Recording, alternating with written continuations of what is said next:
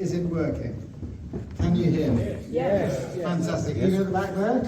Yeah. Fantastic. We're off to a good start. I'm going to destroy that good start instantly by going off script. So I have a quick question. I'm going to need a show of hands for this one. Who here has drunk the Aviators cocktail? I told you. Yes. I'd like to say I could recommend it, but that would not be a great recommendation. However, do please give it a go. If nothing else, it'll show you what other things in life are better. I'm now going to return to script. I am very excited to be here, and I hope you are as well.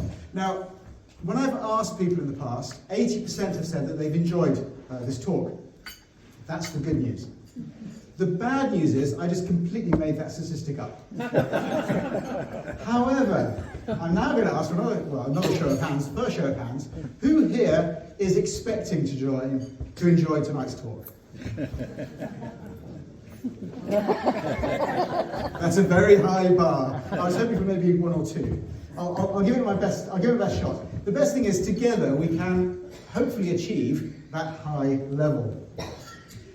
I would like to also say that I genuinely thank you for entrusting me with 1 hour of your lives.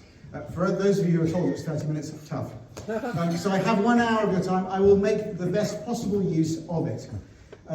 One really important thing here, if you're not interested in aviation, you are really, really, really in the wrong room. Just get out there. And a tiny bit of admin, there will be a question and answer session at the end. Obviously, more than happy to take as many questions as you like. I thought I'd give a bit of a twist though this evening. So I'm also going to identify a couple of people who I'm going to ask you to ask me questions. If you're a loud snorer, now is your opportunity to go towards the back of the room. My own aviation journey started a little bit at school with a couple of lessons with the CCF, the RAF section, but really it started when I was awarded a Royal Naval Gliding Scholarship for demonstrating a strong desire to join the Fleet Air Arm. I'm not quite sure where they got that idea from, but I was more than happy to be sent to Yeovilton for a week. And after about 4 hours, I was deemed worthy of my first solo. I was 17 years old and life was good. As I was rattling down the runway, pulled back on the stick, I rattled equally quickly into the air. Of course, I was missing about 120 kilos of instructor. I was also pulling a little bit too hard back on the stick. As I whizzed into the air, at about 500 feet, the weak link failed. It's supposed to do that. It fails shortly before the wings actually fold on you. So this is arguably a good thing. As I looked out of the front and I assessed my situation, I clearly remembered that from 0 to 400 feet, land straight ahead. 600 feet and above, continue and finish your circuit. I was at 500 feet. The proof of that clearly was I had misremembered the instructions. Looking forward, out over the front, I saw that there wasn't much runway left, so I decided I would nonetheless attempt a very gentle, very gingerly flight around a short pattern and land. I was also able to get out my first Mayday call, so that was quite a nice combination. Landed safely to the relief of my instructor, who presumably was wondering what he was going to do if something went wrong with a 17-year-old. And that was my last time flying in a glider. I should probably try it again. Having demonstrated a strong desire to join the Fleet Air Arm, I actually, because my desire was helicopters, contacted the RAF and wanted to start my career with them. I was told by the careers officer that all I needed to do was, and I quote, fail the right exam by the right amount. Now, that struck even my young self as not the best way of starting any sort of anything, really. So I took that thought away and went off to the Army. The Army probably took me flying in a couple of different helicopters and got me drunk. So that was that decision made.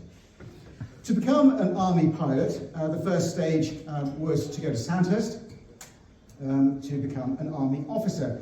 And this is where I discovered a couple of things actually. The first one was the unexpected link between Nietzsche and the Army.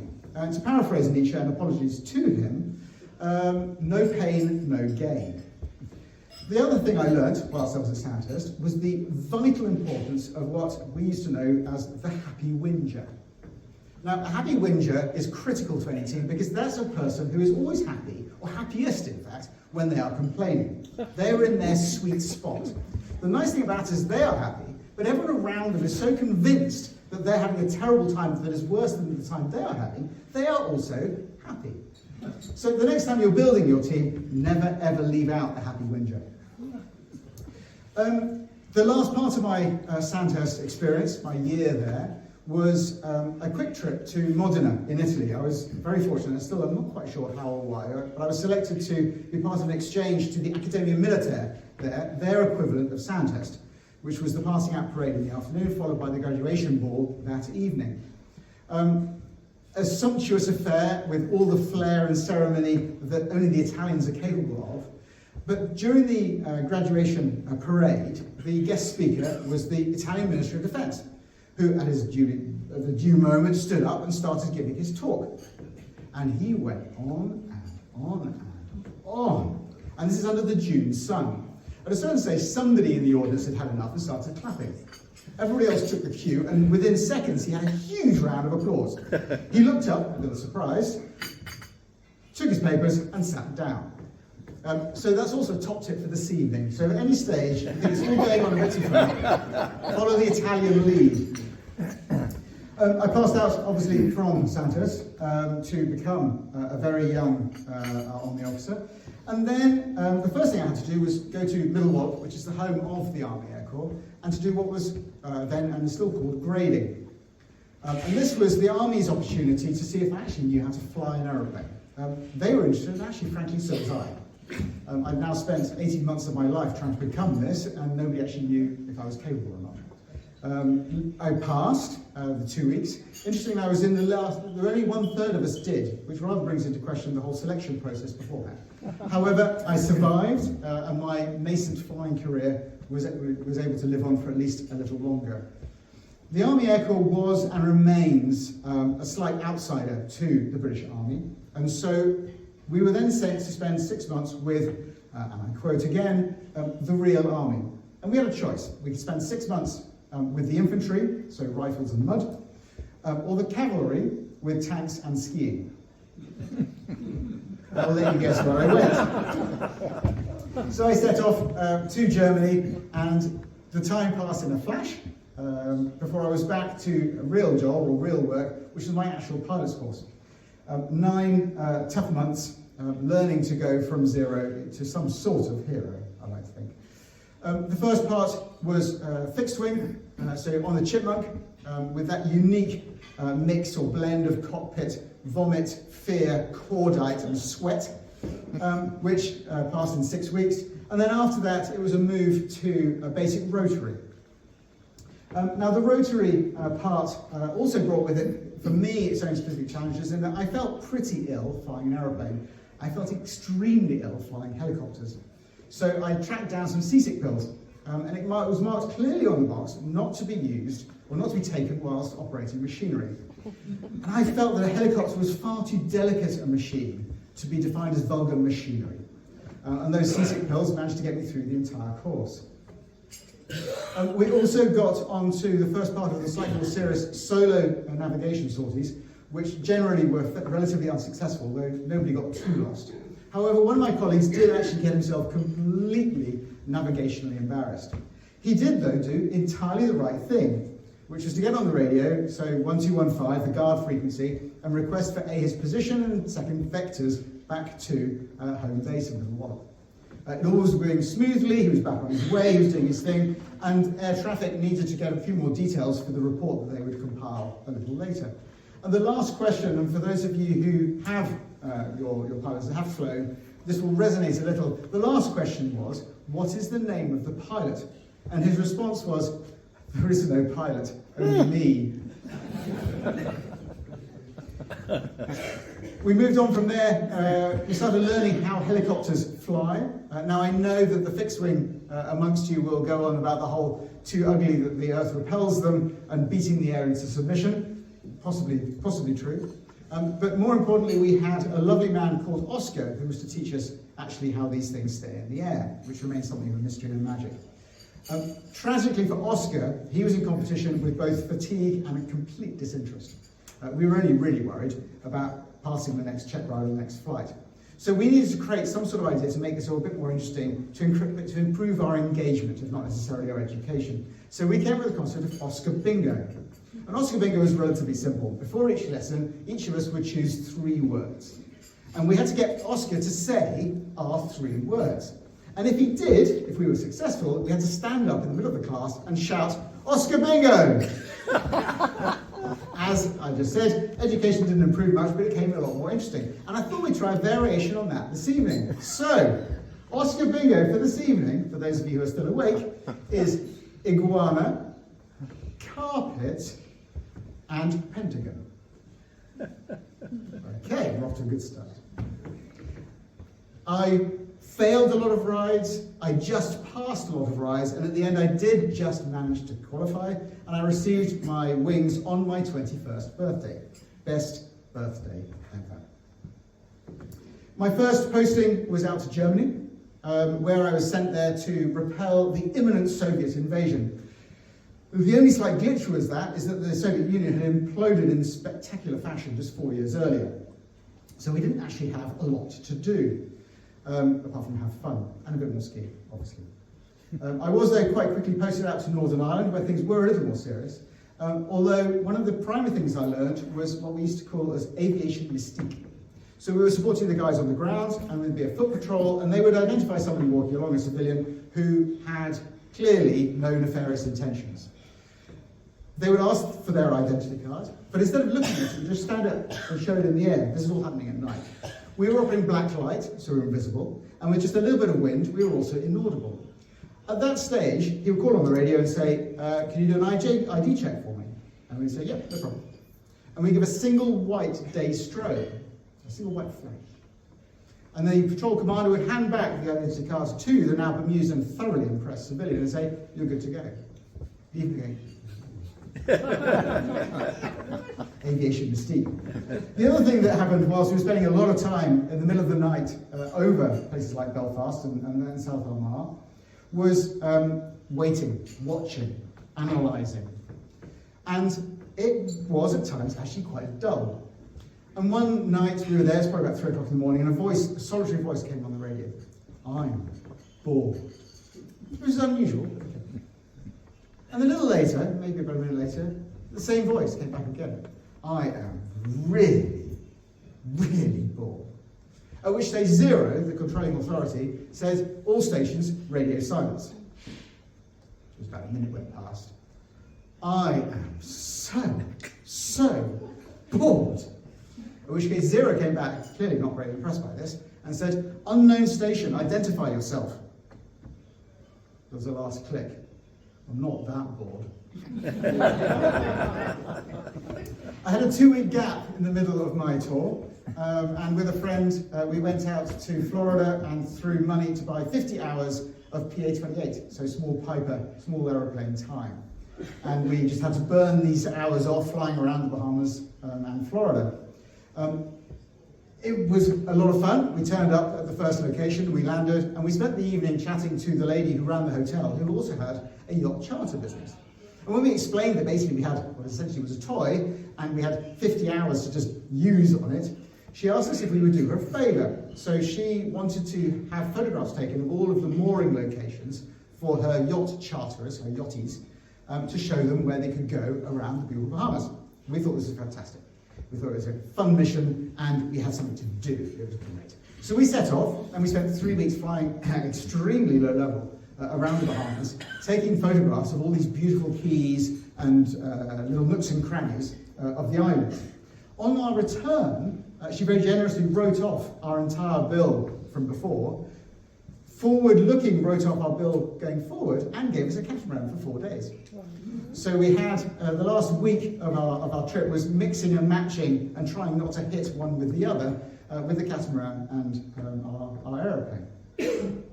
The second thing that happened whilst we were in the Bahamas, the second mission we were given, was by Big J. Big J worked for the manager, and Big J was as wide as he was tall, and he was a tall guy. And Big J had a favour to ask. He had caught a large fish and asked us if we would fry it to his cousin in Nassau, the capital. Again, we were all over this. We had the competence and we had the machine for it. Sure enough, he turned up with an enormous claw box. The tragedy was the fish was even bigger. So we had this pickleboat with a head sticking out one side and the tail sticking out the other. Undeterred, we managed to get this thing into our very small aeroplane. We flew to Nassau and met the cousin and handed over the fish. It was only a few weeks later that we wondered if actually we had only transported a fish. And if maybe there'd been a few kilos of something rather more valuable inside it. Now, Big J tragically died the following year in suspicious circumstances, which lends some credibility to my nascent theory, which, if I take it a step further, means that I'm possibly the worst drug smuggler in history. Because not only were we not paid, but when we returned the aeroplane to the FBO at the end, we got charged a $50 cleaning fee because the thing still stank of fish. Following the slight drugs theme, my next posting was actually out to Central America to work with the DEA. Now, something I learned out there, actually I learned an awful lot out there, but the first thing I learned was that we had some lessons, we had some rules of engagement. Not a lot, but a little. The Americans had none. And that was quite interesting to watch and see how that played out. The other thing was that the quality of the intelligence was close to zero. So we would often be going in, flying the troops in to interdict the bad guys, and we only really knew what they had when we landed. If it was cocaine, they shot back. If it was marijuana, they just ran away. It was quite exciting. At the same time, I took a moment to actually visit the locality and spent a bit of time in Guatemala, just as a backpacking tourist. And at one stage, I was in the jungle in Guatemala, and I checked into a little jungle lodge. And as I was there, the receptionist was particularly keen to point out that if there were any animals in my room, that I should let them know. So I seemed a little unusual, and so I asked why, and she went, So a few weeks earlier, they'd had a young American tourist who'd come to stay. He'd been given the keys to his hut, he'd set off into the jungle, and he'd come back about 10 minutes later, complaining of the fact there was a lizard in his room, and would they mind shooting it out? So, it's the jungle, your hut is going to be full of all sorts of animals.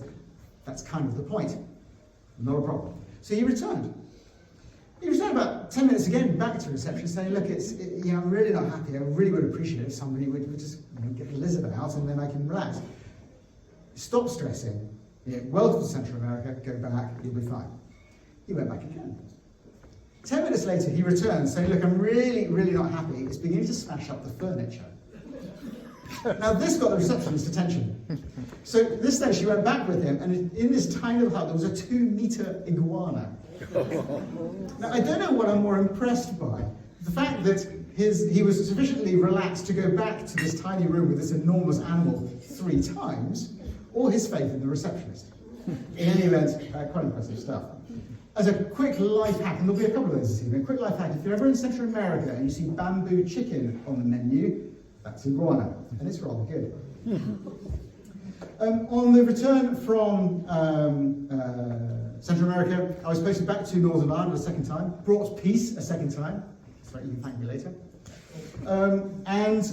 All was going smoothly. I was halfway through my 2-year tour when my father died.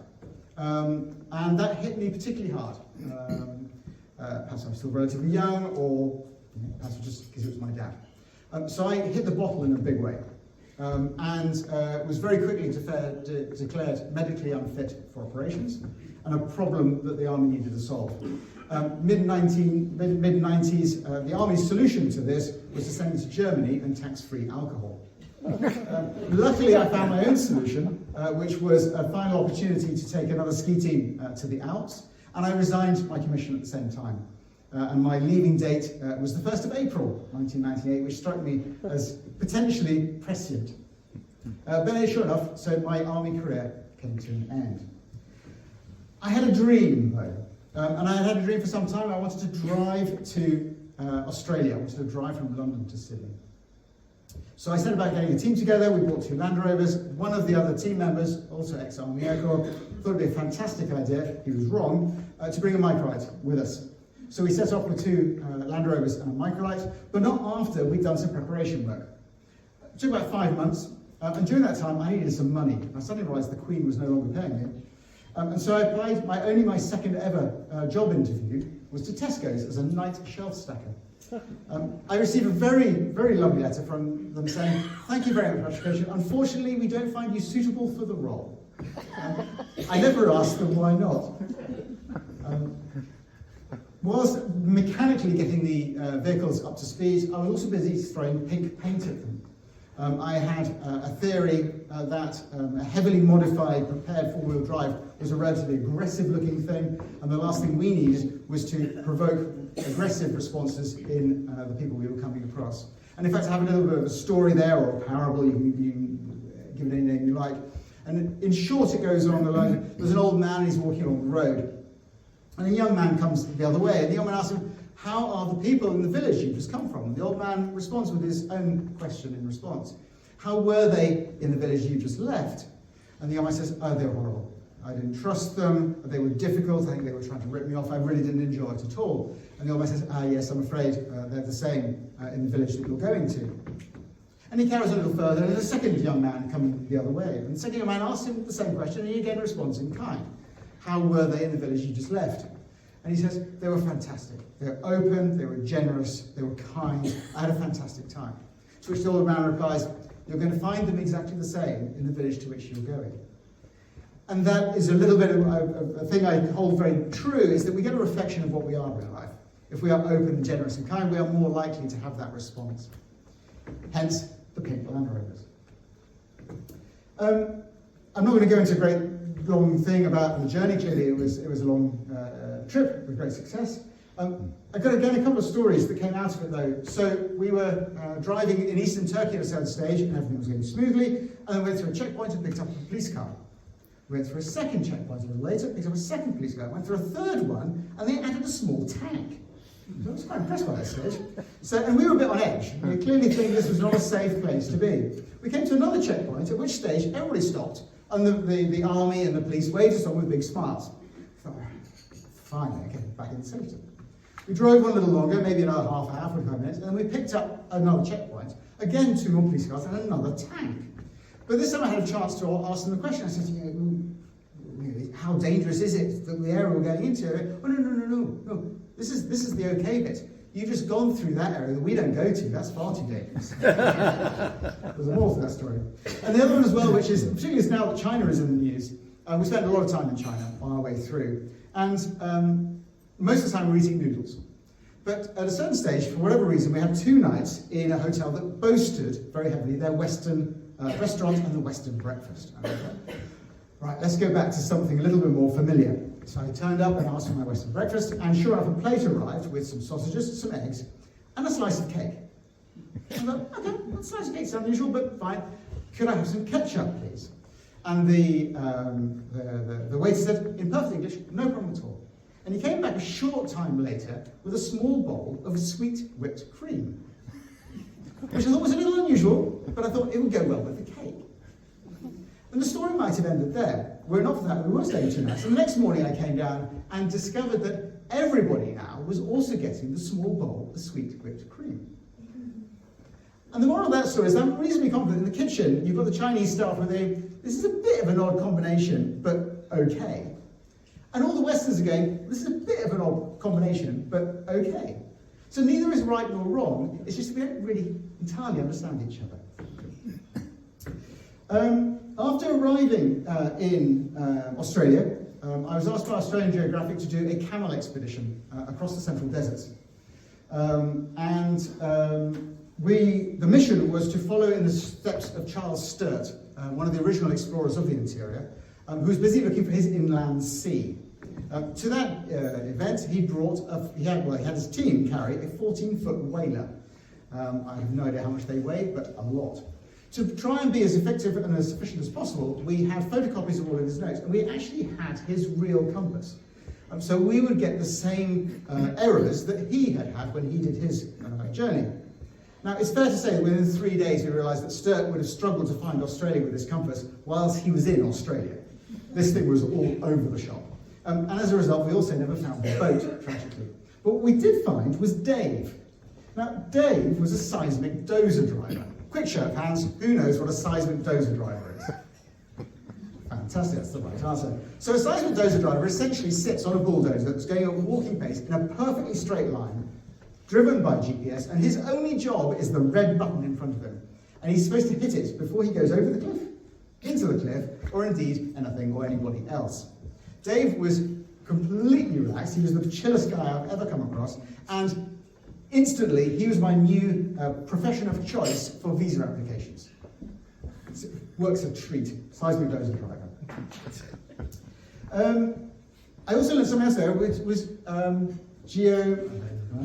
what's on that? Globalization, that's it. Started with the wrong letters. Globalization. So as we're traveling around, in the middle of Australia, there are a large number of oases, and they are very Tintin-like. They are, as you imagine, a little bit of blue water, palm trees all around. And that struck me as entirely natural, and I was entirely wrong. They're entirely unnatural. So when the original explorers came to Australia, the brighter ones amongst them thought that camels might be a good plan. The really bright ones thought, if we're going to have camels, we should probably bring the camel herders, because they actually know what they're doing. The camel herders brought their favourite fruit, dates. So what we were seeing was hundreds of years later with the date stones that had been spat out and had since grown into mature trees. Globalisation. On the way back, I had failed to do Cambodia and I had failed to do Myanmar, as was Burma, on the London to Sydney overland expedition. And so, having done Cambodia, I stopped in Myanmar, and in Mandalay, I met a young Belgian backpacker called Beatrice. And she's here. A little bit more about that later. I rushed back. I needed money, and I needed to do something with my life. So I very quickly, and I had 2 dodgy A-levels and no formal qualifications whatsoever. So I quickly did a rope access certification. That's essentially where you abseil off buildings, structures and spires to do repairs, a bit of an alternative to either scaffolding or cherry pickers. It paid really well and was very flexible in schedule, just my kind of gig. At the same time, I was spending more and more time in Belgium, and I discovered Granny. And Granny, who was aged about 80 at the time already, this is in the very early 2000s, spoke not a word of English, only spoke Flemish. I spoke not a word of Flemish. So the first few visits, there was a lot of smiles, until we realised that we both had German in common. And I was perhaps a little enthusiastic with my questioning, but this was the time of the EU, it was one border, it was Schengen, and it was the single currency. And I was all over this. I thought this was a great opportunity to really build communities and create opportunities. And I explained this to her. I thought this is a great thing. She said, no, it's not. It's an absolutely terrible thing and it won't work. I was like, whoa. Got to be careful with the in-laws here. I said, no, but it will. It's going to be fantastic. No, it's not. I said, well, why is it not going to work? Well, the Germans tried twice. It didn't work. I couldn't really argue with that. I asked, a bear said yes, and so we had a honeymoon across the Sahara for 2 months through the central deserts. The Sahara was and remains quite a dangerous place to be, so we were monitoring our situation and keeping a good eye on our security. And this brought me to another thing that I've always applied in life, and I call this my lion in the jungle story. So essentially, some of you may already have heard it, or a variation on it. So there are 2 men and they're walking through the jungle, and suddenly a lion jumps out of the bushes and starts running after them. And one of them stops and puts on some running shoes. And the other one says, well, what's the point of putting on running shoes? You can't outrun a lion. So, I don't need to outrun the lion. I only need to outrun you. And you can apply that to everything in life, in fact. So you can be, if you're in a dangerous place, you can be just a little bit more of a difficult target than somebody else. You can be a little bit better. You don't have to be the best, even in commerce or in business. You don't have to be the best. You just have to be better than the other. Whilst we were there, we then started organising a whole bunch of trips, tourism around the desert, be it motorbikes, four-wheel drives, aeroplanes, helicopters, even hot air balloons. And whilst I was doing that, I was contacted by some of the lesser-known organisations within the British government who were asking me if I could produce some intelligence, some information for them in some of the areas that I was going to. The reason we were going to them made for an inadvertent perfect cover story, and I was very cautious to travel on my Belgian passport. So I was given a fair amount of free rein to do whatever I wanted and pass relatively unnoticed. It was perhaps as a result of that that I had a meeting with Mark Thatcher in Johannesburg later in that year, where he asked me if I could help with the supply of helicopters and ex-military pilots to fly them in Equatorial Guinea. This was totally my sort of gig, but I couldn't get much detail out of him. And try as I might, I could never really get him down to actually say exactly what he wanted, and perhaps more importantly, why. The reasons became clear a few months later when a large jet full of mercenaries was detained in Zimbabwe, and a few months after that, Mark himself found himself in court and found guilty of financing an attempted coup in Equatorial Guinea. So that was something of a near miss for myself. Shortly after that, Bear and I had already been building on a plan to fly the length of Africa, that most beautiful of continents. And I'd already spent a bit of time trying to find anybody who would either lend or rent us an aeroplane with which to do it. Perhaps unsurprisingly, nobody said yes. So that gave me a perfect excuse to explain that we needed to buy a plane. So I bought a plane in Texas and flew it across the Atlantic, which was inadvertently my first transatlantic crossing. And then we flew down to Cape Town, which was a great trip, and we learned an awful lot about how to do it. And in fact, it was on the back of that, and this is the reason I'm here tonight, is because then Derek signed up after Libya, but for our very first Trans-Africa flying safari, which was not simple. Certainly the southbound. Egypt decided to have a revolution, very inconsiderate, followed by Libya. And we were basically in both countries when this occurred, which made life a little complicated. However, we managed to get out of that, carried on south, which allowed me to start playing with my newfound toy of formation call signs. Now, there is a very convoluted, complex, expensive, and possibly legal system where you go through Canada to actually do this. So you can be British Airways, a Speedbird, or whoever else. However, you can also just do it. So I did. So on the Trans-Africa with Derek, we were the Fox formation. I toyed with Orange, and I toyed with Trophy, and I toyed with a few other names. But my best ever, I personally feel, was a trip that we did with helicopters and aeroplanes to Turkey, where we were carpet formation. And I still have, in fact, I'm even happy now on this stage tonight, telling you how happy I was when Istanbul Airport gave carpet 3 clear to land.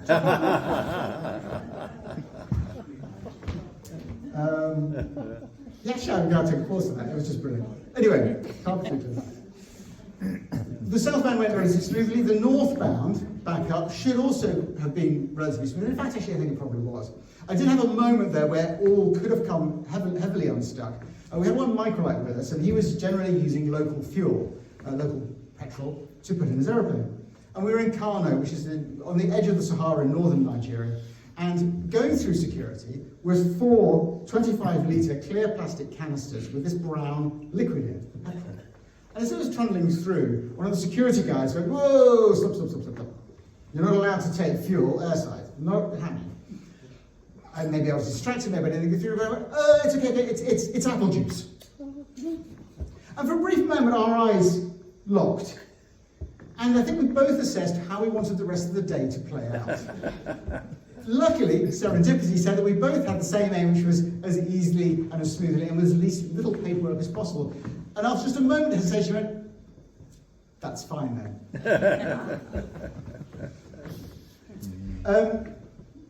At the end of the Trans-Africa, the Libya revolution had now gone to the stage that Gaddafi was no more, and life got very exciting. And I was called out there to do quite a lot of work out there. Initially, I was smuggling myself across the border, and we had a small compound, and I was sleeping on the roof on the basis that would give me a few more seconds if the bad guys decided to try and kick down the door. There was a lot of shooting. I'm pleased to say nearly all of it not at us, but mainly the Libyans doing their own deals within themselves and settling old debts. I did have work. We had a lot of work to do, but one particular contract stood out, which was for the German government, together with HK, or Heckler & Koch, which is a small arms manufacturer. They had about 1,000 of their assault rifles that were in Libya, that were not supposed to be in Libya. And Saif Gaddafi, the colonel's son, kept holding one up on CNN, which made their position particularly embarrassing. So we were tasked to go recover as many of these things as possible and send them back to Germany. We found the price point at which we could buy these aeroplanes from their, unfortunately, very proud owners, and recovered a large number of the plus minus thousands that were missing. But we still had another problem. I had to get these things back to Germany.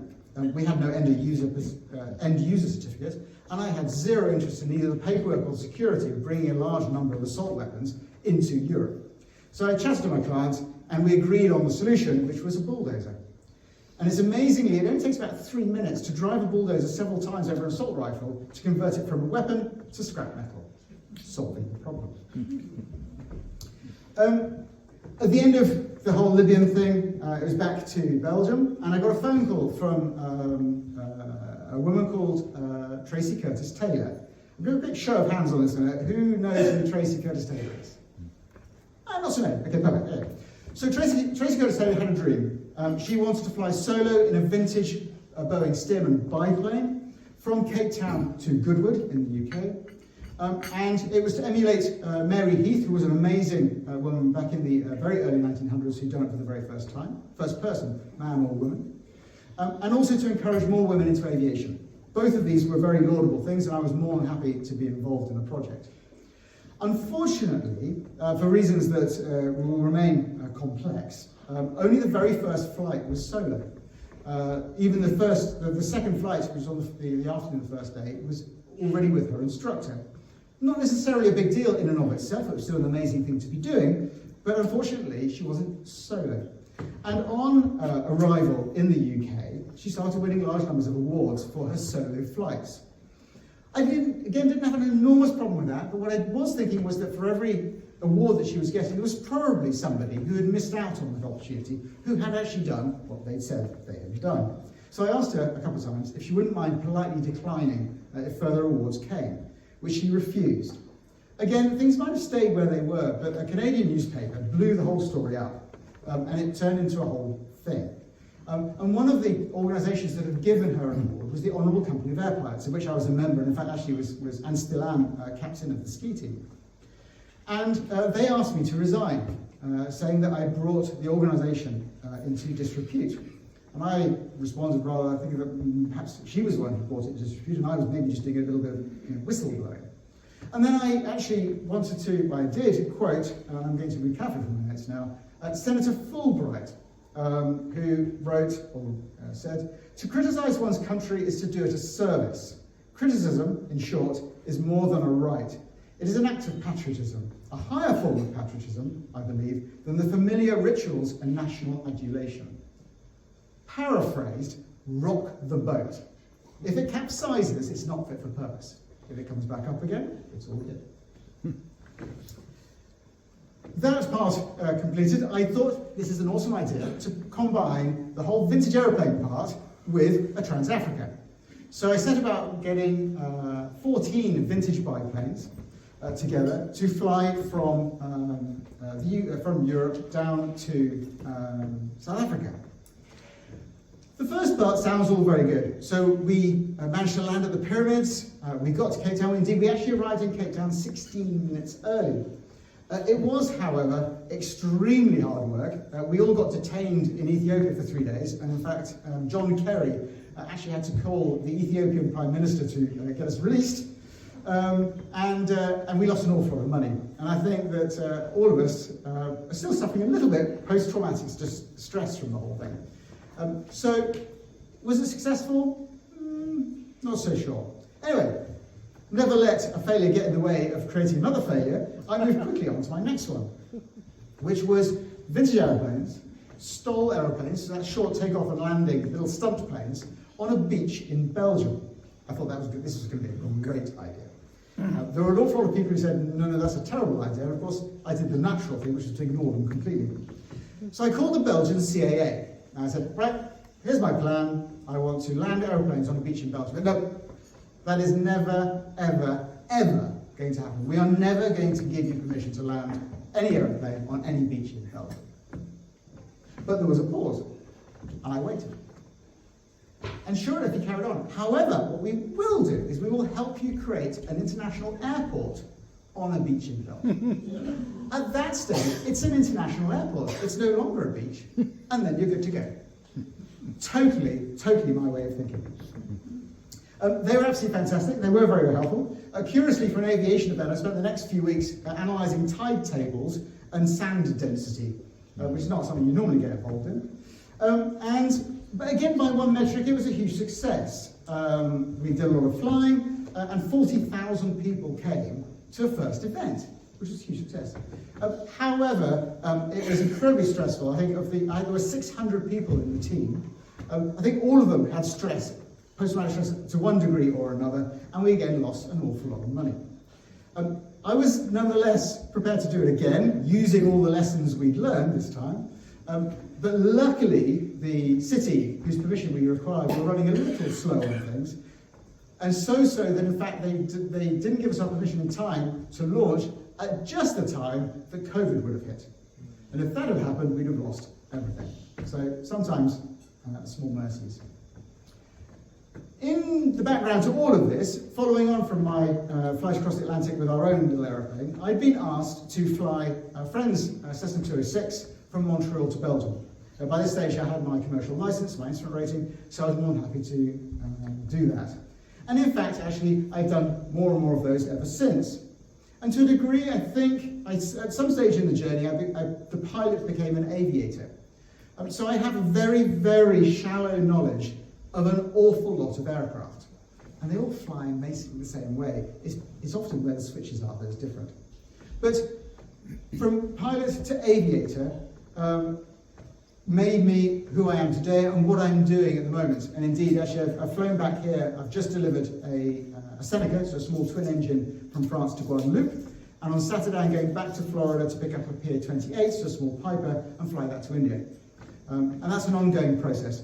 And the beauty of that is not just to see our beautiful world from above, and our world is beautiful, but it's also the amazing people that I meet along the entire way. 99.99% of people in the world are wonderful and amazing human beings.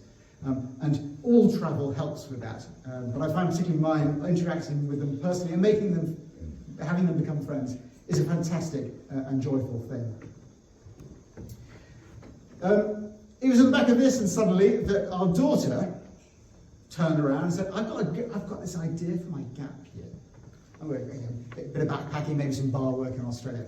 Oh, no. I would like to fly solo around the world.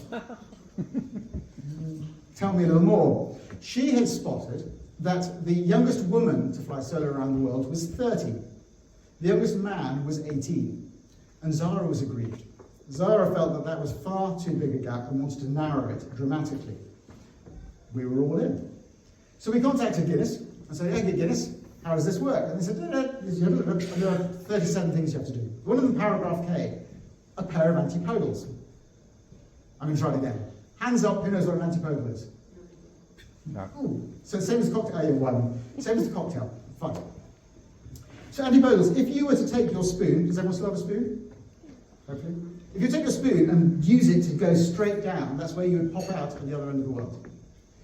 Now, we then contacted previous winners. These are all the men, obviously, because the women hadn't done anything in 7 or 8 years. And they all said, no, we didn't do that. So all you have to do is you contact Guinness and say, we're not doing paragraph K, we're not doing antipodals for safety reasons. And Guinness gave them an exemption. So we did it with and without the exemption. And antipodals doubled the distance required and tripled the budget. And this already was not a cheap affair. So I sat down with Zara and said, well, Zara, what do you want to do? And she said, I want to do it properly. And also, the antipodal route looks a lot more interesting. And she was right. So that's what we did. So we set to try to organise everything. We tracked down an aeroplane from Shark in Slovakia. And it was all set up that they were going to give her, or loan her, one of their Shark microlight aeroplanes. She had a French microlight permit. She didn't even have a pilot's license. In the short period of time that we had, they, in the end, with 2 weeks, 3 weeks notice, suddenly told us we don't have time to get this thing on the French register. We had a problem. She couldn't fly it on the Slovak register unless she had a Slovak microlight permit. Now, a Slovak microlight permit is relatively easy, they will fly the same, but she needed to pass the Slovak theory exams. Who here speaks Slovakian? Yeah, exactly. So we then created, we should probably apply for it, we then created a new world record. So Zara went from 0 to PPL issued by the UK CAA in 12 days. Wow. So big thanks to the instructor and big thanks to the UK CAA, who don't always get thanks. On the back of that, she was able to get her Slovak permit, set off. I'm not going to talk about her journey around the world. That's an amazing story. But 5 months and 2 days later, she returned back to her finish point, age 19, and set a new world record, and took the gap between the men and the women from 11 years to less than 1.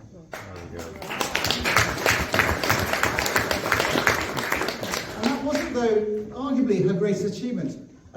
It was the aspirations that she created in others and the breaking down of barriers. And I just have one small example on that one. So in her school, on the back of what she was doing, 53 of the girls signed up for pilot's lessons.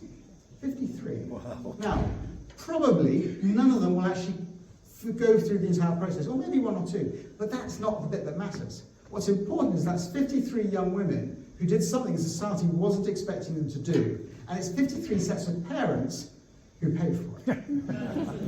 And that's the important thing, because the next stage, they get given a choice, and everyone says, well, you know, you're a woman and you should do this. They might just turn around and say, you know what, actually, I'm going to do that. And that's where she really made a big difference.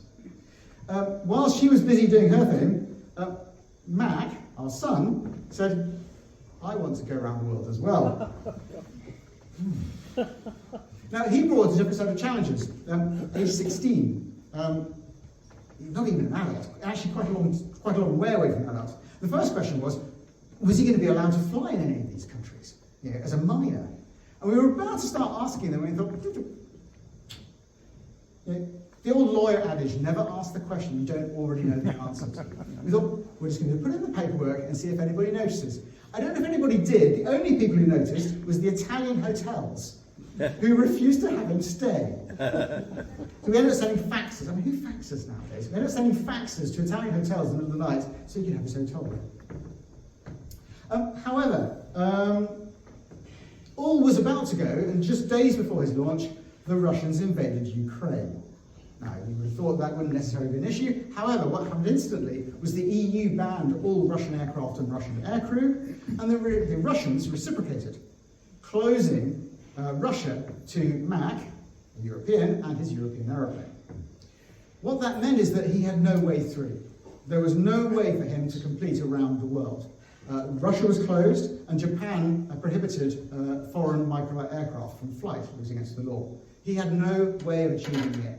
We sat down together as a family, we had a little sort of chat, and he went, I'm going to go anyway. Let's see what happens. So, okay, we're all in.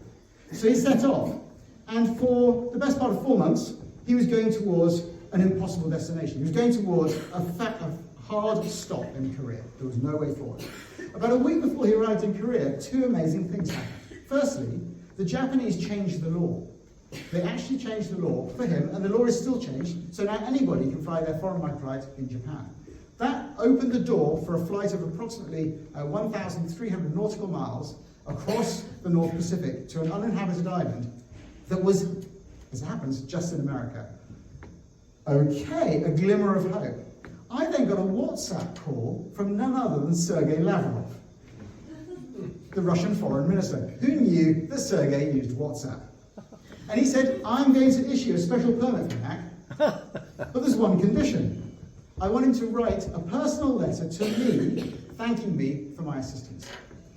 We went to Mac, a 16-year-old, and said, here, Mac, suddenly you've created the opportunity. There are now 2 options on the table.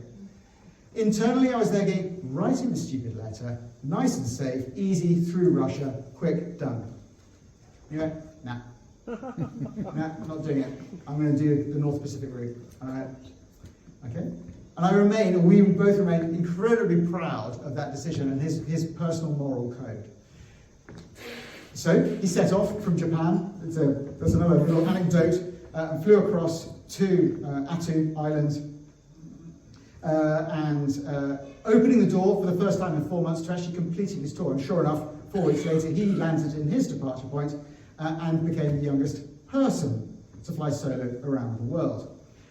Nothing better than a sibling rivalry. Zara was 5 months and 2 days. He was 5 months and 1 day.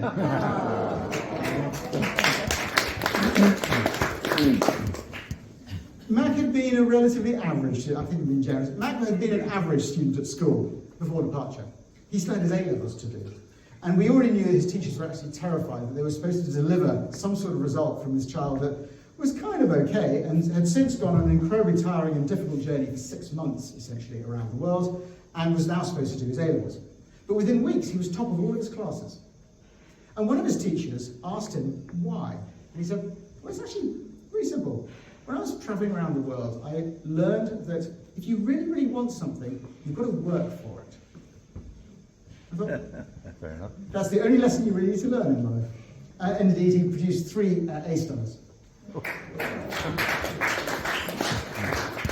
On the back of his results, her results, and obviously a little bit what they do. So the 2 of them are now both in California studying.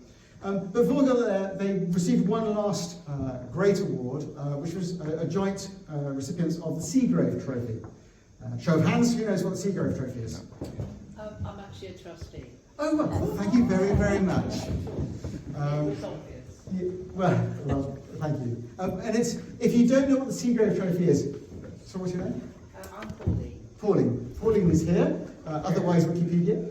And if you don't know what the Seagrave is, what I do guarantee is that you will know a large number of the people of previous recipients. It is an incredible award and an enormous honour. So we are very, very proud of the 2 of them, and thank you very much. I had my own little tag-on bit of glory as well. So I was asked last year to present the Sword of Honour to the United States Air Force Top Cadet of 2024. For that, I went to the Pentagon. Yes! Stand up and shout! Stand up and shout! Brilliant! Right, who was asleep? Thank you very much. Well, you haven't heard anything else.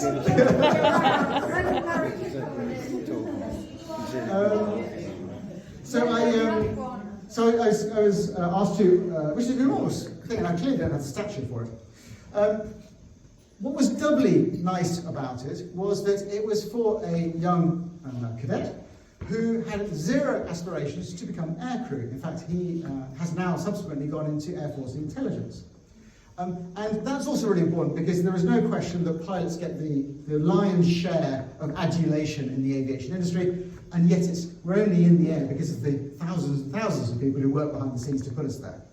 So I was really pleased to be able to shine a light on somebody who wasn't actually an aviator.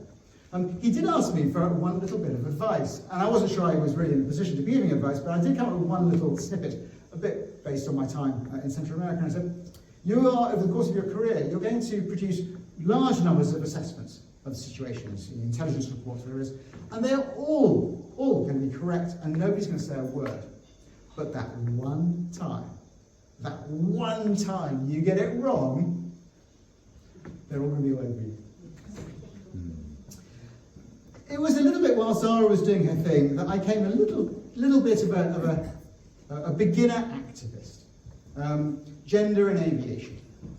So in Europe, well, in the Western world, in fact, 4% of pilots are women. Interestingly, India, it's 12%. So the Indians are leading the way there. 12% of pilots in India are women. 1% worldwide are female aviation engineers. 1%. And that got me a bit thinking. And then since then, I've diversified a bit. I've got a little bit out of the aviation sphere. For example, in this beautiful club, you'll be pleased to know I haven't been able to check, but I'm reasonably confident that the bathrooms for the men and women have the same floor space. And yet women need more time, more space, and are much more likely to have children with them. How does that work? And then it goes all the way through, and if you start thinking about it, it actually gets quite interesting. So the chairs you're sitting on, the knives and forks we've just used to eat our delicious supper, is all designed around the male sphere. What I have to do, though, because she told me I had to, is explain that I'm much better with this in public than I am in private. So I'm still fighting that inner education, which has me turn up at home, expect to be fed, expect my clothes to disappear magically and come back clean, and expect the washing and the dishwashing to all be done automatically. It's a work in progress. So Bear and I are a little bit having to rediscover ourselves. So the kids have left, they're gone. We're empty nesters. I hope that we will continue flying together, both metaphorically and indeed physically.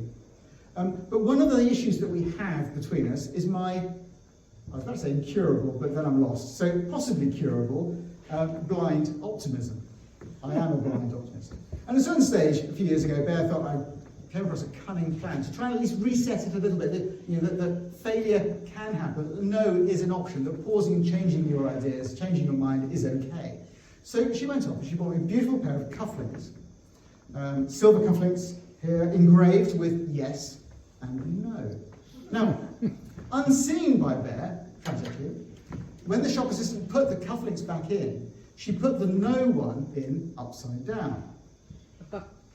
My birthday came, I opened up the box and I saw yes and on. Her attempt to recalibrate me backfired dramatically, and indeed I'm wearing this evening. I'm not going to say what they say. It's been a wild ride, and I would like to personally say thank you very, very much for sticking with me through the ups, the downs, the lefts, the rights, and everything else. And we'll see where we go from here. I've had a couple of times people asking me how I go from my crazy ideas, from the mindset, from the talking to the doing. And I summarise that in a relatively simple way, because I like simple skip. And it is as simple as this. Imperfect is enough. Like this talk, I hope.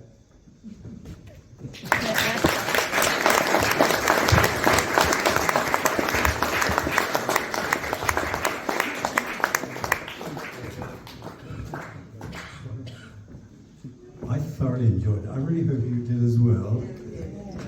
Thank you so much, Sam. We're going to tell you thank you for doing that. Now, maybe somebody has some questions or a question. Right at the back there. You have to speak loudly, sir. Bearing in mind entrusted your precious water, travel all the way around the world with this aircraft. What is your view technically? So your question is about the aircraft that... Yes. About the shark. So the question is about the shark and what we think about it. So the shark, for those of you who don't know, is a very, very small micron aircraft.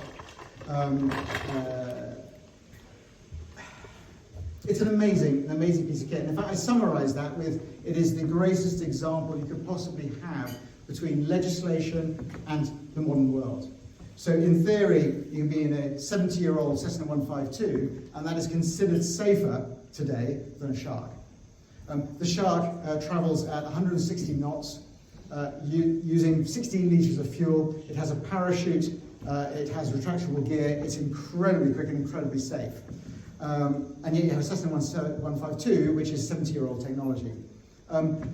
In terms of practical things, before the kids set off, I borrowed one and did a bit of test flying, which included taking it into icing conditions to make sure what happened. Do not take a shark into icing conditions. That is a really bad idea. It has a very, very thin wing, and a little tiny bit of ice on it completely disrupts all the lift you might possibly get, and the propeller goes really crazy. So that was one thing that allowed me to take to the kids, whatever you do. They're not supposed to go IMC anyway, but do not go into IMC under any circumstances below 0 degrees. But in short, it's a space rocket, it's a spaceship, it's 2025. And they're incredible machines. And the proof of the pudding is that exactly the same machine in the US is allowed to fly at night, it's allowed to fly on icing. It's considered the same as any normal aeroplane. So they're incredibly expensive, but you get quite a machine for it. Thank you. Any further questions?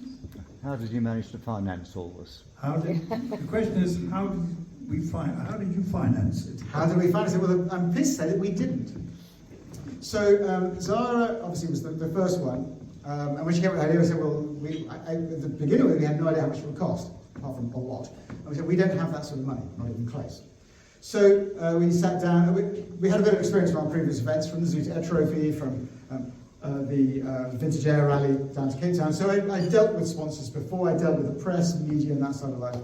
And I sat down with Zara and said, okay, there's only one way this is going to play out. That classic Americanism of fake it till you make it. So what we're going to do is we're going to stretch £5,000 or £6,000 from our own funds, out of the family, and we're going to put that into a press launch. We're going to spend the whole lot on a press launch. We're going to put you on the world stage, and you're going to stand there and say, this is me, and this is what I'm going to do. And I need more money, quite a lot more money. And we'll see how it goes.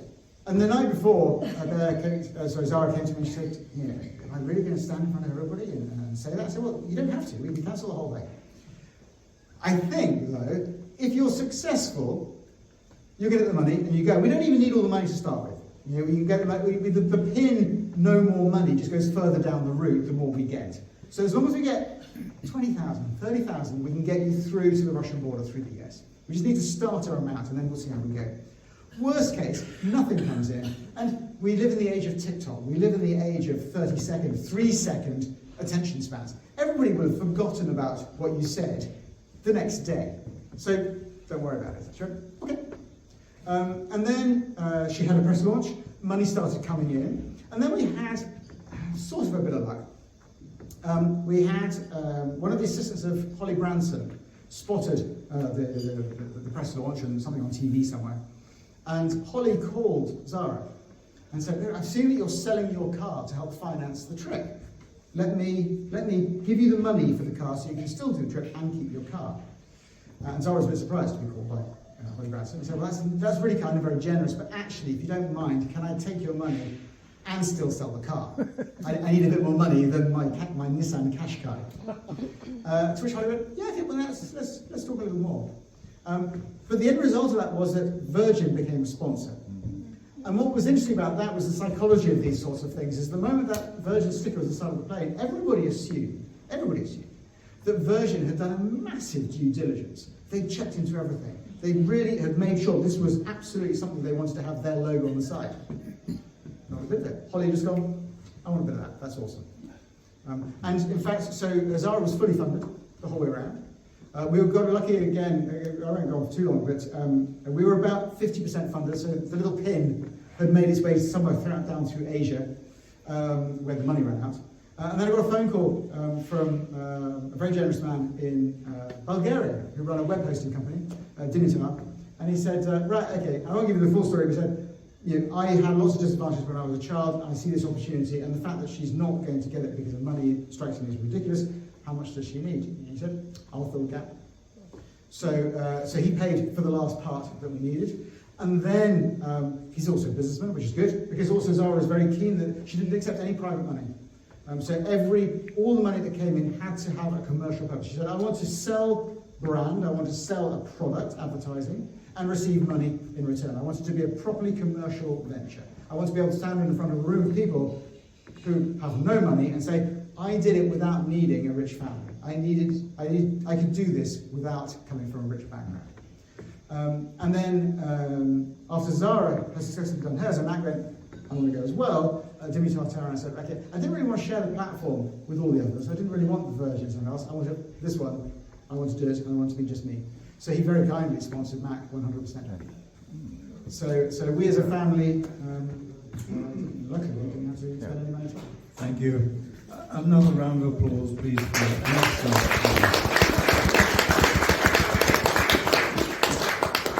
Well, that wraps it up for the